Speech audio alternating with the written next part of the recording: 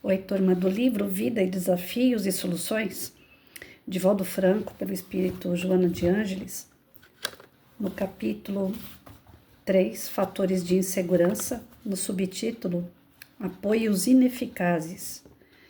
Procurando fugir da realidade, o paciente portador de insegurança e que vive experiências perturbadoras, não poucas vezes recorre a mecanismos de apoio a fim de evitar o enfrentamento com a própria consciência, sendo, por isso mesmo, vítima de transtornos comportamentais que vitaliza sistematicamente por escassear-lhe o discernimento para o que é correto, razão pela qual a sua é uma conduta patológica.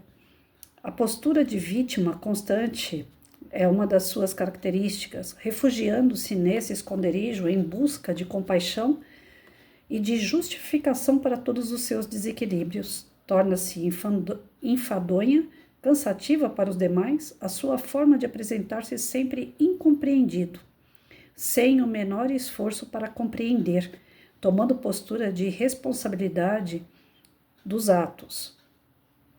Noutras vezes, passa de vítima a acusador inconsequente, vendo o que lhe apraz e nunca identificando o que realmente acontece, complicando mais a situação em que se encontra.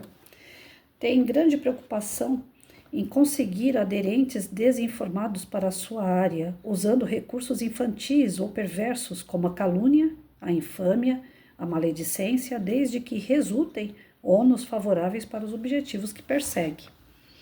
A dissimulação é a atitude habitual, variando de um para o outro estado, de forma que se apresente com aparência jovial ou inocente, infeliz ou amargurada, a depender da circunstância e do objetivo que tem em vista.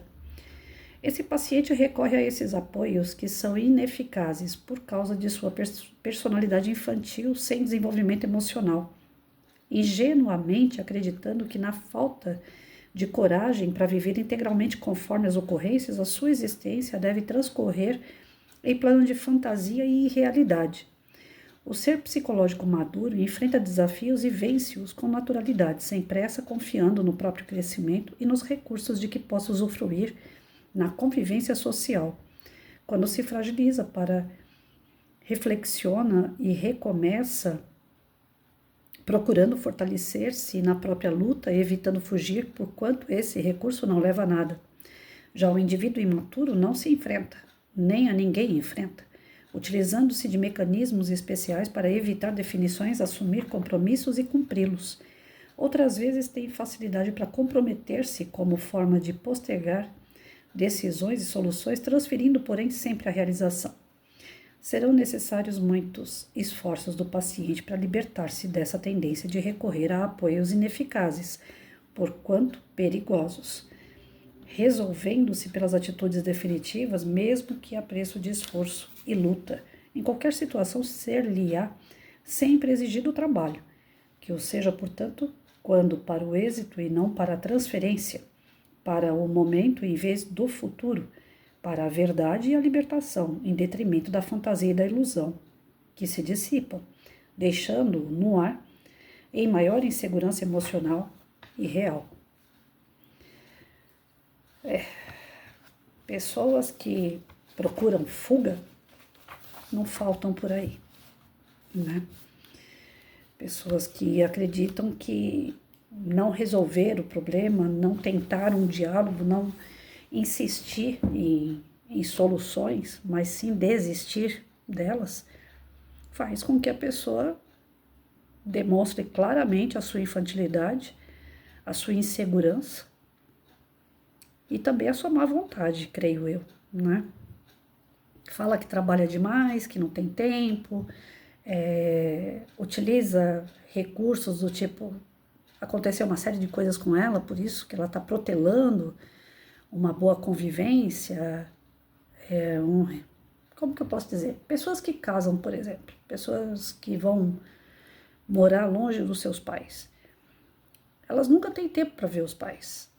Elas nunca têm tempo para poder conversar com seus pais. Elas não têm paciência para conversar com seus pais. Então, a insegurança, o medo de ser apontado por algumas falhas que os pais não concordam, ou a insegurança de levar o seu esposo, a sua esposa, para os seus pais, porque chegando lá, os seus pais vão falar de como que você era quando chupava chupeta, o primeiro dia de escola. Tem pessoas que têm insegurança do que pode haver por trás de um meio social, um meio familiar. Ela quer se desvincular totalmente daquilo porque não traz para ela a confiança de uma boa convivência. Possivelmente ela teve uma convivência ruim com seus familiares, então ela prefere se isolar de vez. E para isso ela usa todos os argumentos para deixar para lá, esquecer. Não quero mais saber do meu pai, da minha mãe, não quero mais saber do meu irmão, não quero mais saber de ninguém. Eu quero ter minha vida, né? E nisso acaba não tendo também uma segurança nos novos relacionamentos, porque falta estrutura, querendo ou não, uma família, por mais desorganizada, né, por mais que ela tenha lá os seus problemas, é a estrutura do ser humano. Nós encarnamos no meio familiar para resolver os nossos problemas e não para fugir deles. E as pessoas, em geral, ontem, se eu não me engano, ou antes de ontem, eu peguei um vídeo falando inclusive sobre isso. Não está tendo mais os casamentos com compromisso, né? Está tendo agora o test drive. Vai lá, tenta. Se deu certo, continua. Se não der certo, para por ali. Aí eu vi um policial falando sobre a esposa dele no vídeo.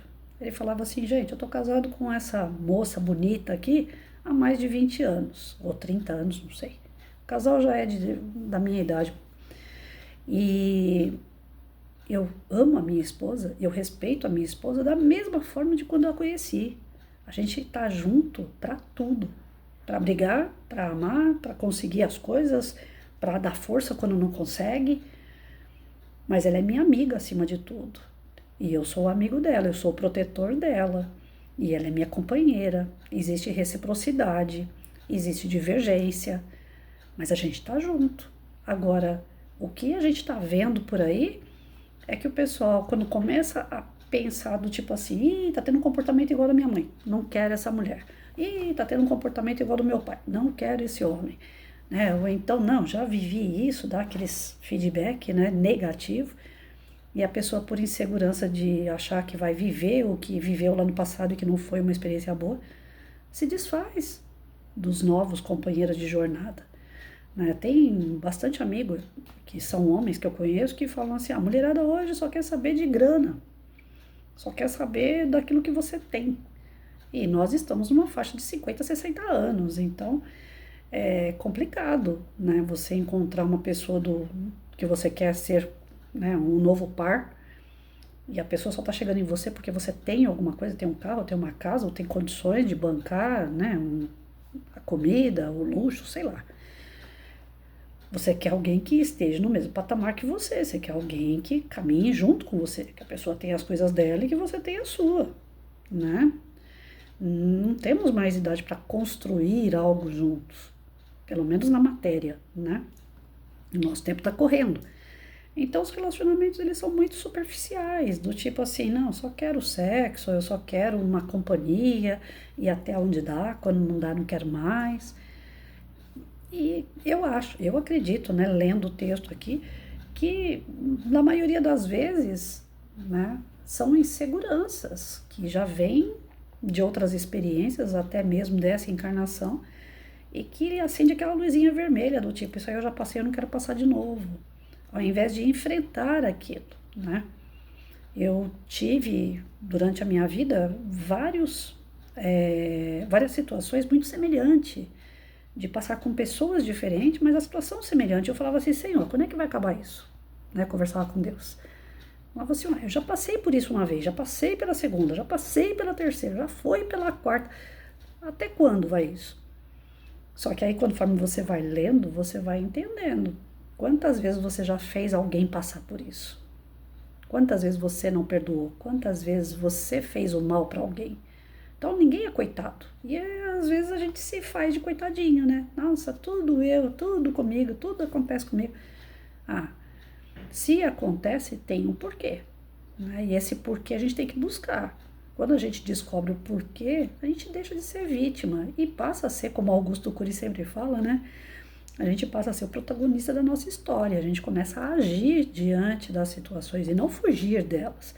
Então, esses apoios diante da nossa insegurança, né, esses apoios que a gente busca, do tipo trabalho demais, eu tô doente, eu não posso ir, eu não tenho condições.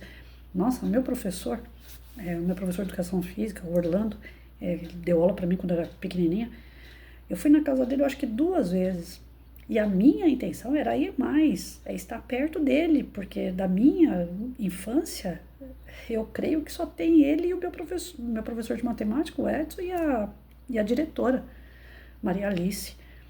Porque da idade que eles estão, a maioria já não está mais aqui para contar história. Então eu gostaria muito de ir lá perturbar ele muitas vezes, de passar lá pelo menos uma vez por mês, dar um abraço no meu professor.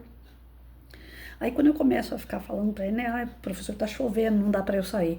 Professor, eu tô ruim de saúde, não dá para ir. Eu me sinto tão mal com isso, de ficar dando, né, a desculpa verdadeira, porque quando chove eu não posso sair, se eu tô doente eu não tenho condições mesmo, né? Mas eu me sinto muito mal de ficar falando para ele, olha, agora não dá. Porque fica parecendo que eu tô arrumando uma desculpa. E pelo amor de Deus, é uma pessoa que eu amo. Eu não tenho desejo nenhum de ficar longe dele, pelo contrário, eu gostaria de estar perto, bem perto, né?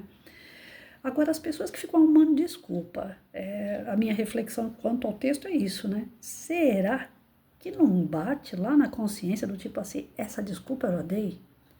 Eu tô trabalhando, não tenho tempo. Nossa, eu tô trabalhando demais. Nossa, tá corrido para mim. Nossa, é uma correria. As palavras mudam ali uma letra ou outra, mas o sentido é o mesmo, do tipo, eu faço tudo o que eu preciso fazer, mas você vai ficar para depois. E a pessoa não se sente mal com isso, não bate na consciência do tipo assim, poxa, mas nem que seja para ir lá dar um abraço, nem que seja para chegar lá e falar assim, eu tô chegando, mas já tô saindo, né? Ou então, vamos lá, sabe aquela conversa que a gente precisava ter tido, que até hoje eu não tive? Vamos lá, hoje chegou a hora. Se a gente vai se estressar, vai se estranhar, ou se a gente vai se acertar, é outros 500. Mas vamos ter essa conversa, né? E eu vejo que as pessoas encontram desculpa para tudo, né? Desculpa para tudo. Mas aquilo que não é prioridade para elas. Porque o que é prioridade tem tempo, tem disposição, tem vontade, tem dinheiro, tem condições e não deixa para depois. Então, vamos lá. É uma boa reflexão para nós aí. Que tipo de comportamento que nós estamos tendo diante das situações e diante das pessoas? Será que nós possuímos esses fatores de insegurança? Lembro que foi falado, né? Primeiro fator, a criatura astuta, que não é inteligente, mas ela é esperta, né? Ela é cheia de dar um jeitinho para que as coisas saiam de acordo com a vontade dela. Será que nós somos aquela pessoa insegura que geralmente mente, trai, omite, esconde? Será que nós somos assim? Né? Será que nós temos essa afetividade conflitiva, aquele receio lá do passado, né?